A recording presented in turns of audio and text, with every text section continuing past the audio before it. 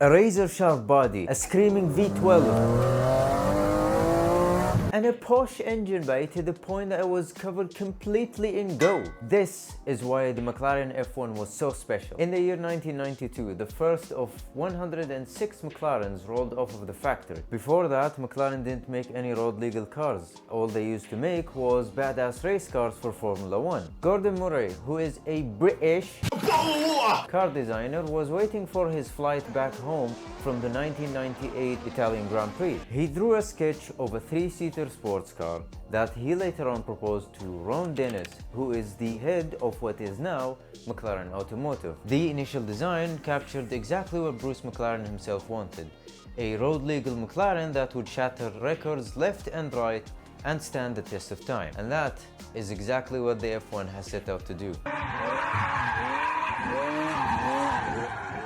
This magnificent machine was the first hypercar before hypercars were even a thing. With the help of its 6.2-liter V12 that was borrowed from BMW, it was tuned to make 620 horsepower and 650 Newton meters of torque, a 6-speed transmission, and a razor-sharp body that cuts through air like a hot knife through butter.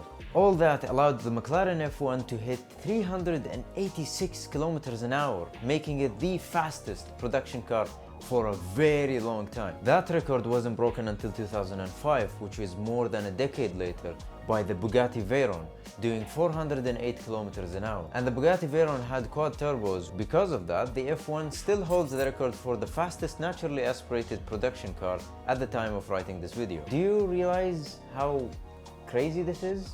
The F1 set this record back in 1998. We are in 2022. That's like 40 years.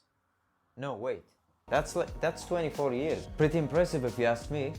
Not as impressive as my math skills though. But the F1 was as weird, as badass as it was. The F1 had 3 seats, as I mentioned earlier, and the driver would sit right in the middle to be perfectly symmetrical with the rest of the car, so you can have the ultimate focus. Since 1992, McLaren has built 106 F1s with different variants, and they were sold to remarkable people such as the infamous Jay Leno, Rowan Atkinson, and even Elon Musk. Yeah, Mr. Tesla had an F1. He still has, I think. In another video, I mentioned how much of a toll the 24-hour of Le Mans takes on race cars.